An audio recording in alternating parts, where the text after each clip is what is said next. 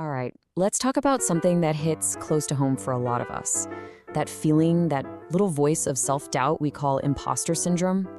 Yeah, we're about to challenge a really core belief about it today. Because what if we've all been getting it completely wrong? So let's just ask the question, what if that nagging feeling, what if it isn't some kind of disorder? Not a flaw in your personality that you have to fix. And what if it's actually proof that your brain is working perfectly? Okay, that's a pretty big claim, I know. So to understand why that might be true, we've got to first break down how we usually think about this. Which brings us to our first section, is it really a flaw in you? So you know how we talk about imposter syndrome, right? It's always treated like it's a bug in your personal software. Something's broken, and you just need to patch it with a few positive affirmations. Just believe in yourself more. And look, that sounds great, and it's definitely well-intentioned, but it's just not the full picture. Not even close. So to get that full picture, we actually need to dive into a little bit of cognitive science, specifically how our brains perceive skill. That's going to take us to section 2, the competence paradox. Now, this isn't just some motivational poster idea, okay? This is based on a really well-documented cognitive bias called the Dunning-Kruger effect. And basically, what it says is that people with low ability, beginners, they tend to overestimate how good they are. Why? Well, it's pretty simple. They don't know enough to know what they don't know yet. And this comparison here just illustrates that dynamic perfectly. Look, when your competence is low, everything seems pretty simple. You might think, yeah, I've got this. But as you learn more, as your competence grows, you start to see the nuance, right? The complexity. You suddenly become aware of this huge landscape of stuff you haven't mastered yet. And here is the absolute key takeaway. The more you learn, the more you see what you don't know. And that new awareness, it feels a lot like doubt, doesn't it? But what if it's not doubt? What if that feeling is actually your brain calibrating itself to reality with stunning accuracy? This idea of calibration, this is where things get really interesting.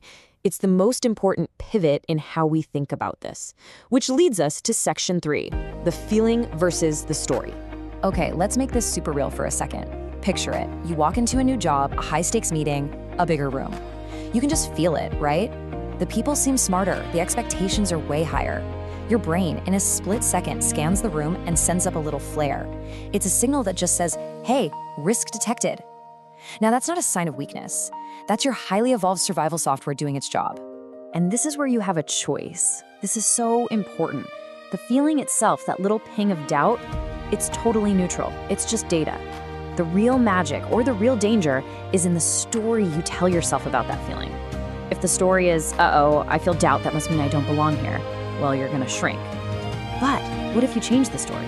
What if it's, okay, I feel doubt, that means I'm in a room where I can actually be challenged. See? Same feeling, totally different story, and a completely different outcome. One leads to shrinking, the other leads to growth.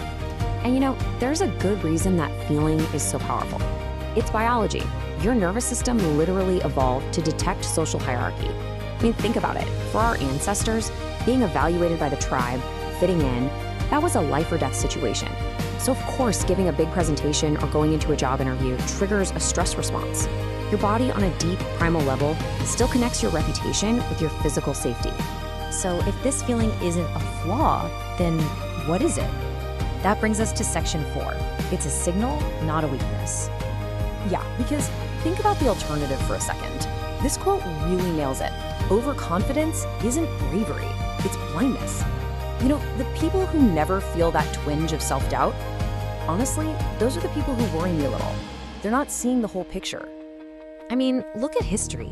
It is absolutely full of confident fools who wreaked havoc. Real progress, the stuff that actually moves us forward, that's almost always made by these slightly anxious builders. The creators, the scientists, the leaders who are aware enough to question themselves and humble enough to know there's always more to learn. Okay, so let's bring this all home. Let's see how all these pieces come together to create something that's actually really empowering. Our final section, the start of mastery. So, from now on, instead of trying to crush that feeling of doubt, what if we listened to it? What if we treated it like a signal? Does it feel like maybe you're slightly underqualified? Or maybe a little bit stretched? Or, even slightly exposed? Well, if you're feeling any of those things, seriously, congratulations. That discomfort isn't a warning sign to run away. It's a compass telling you you're probably exactly where you need to be to grow. So let's just land the plane on this whole idea.